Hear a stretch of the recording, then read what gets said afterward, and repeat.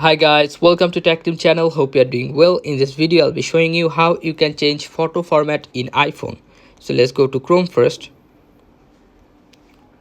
Then you have to write here change photo format. After that you will find many online converter here. Sorry. Yeah, that's good now. But I'm choosing the fourth one, this one, Cloud Convert.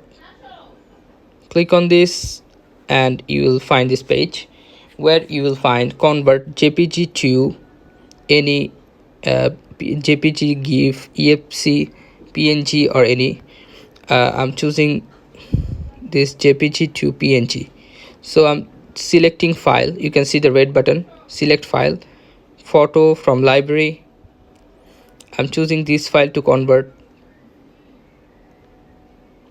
So if I click on now convert button, let's see what happened. My photo is converting.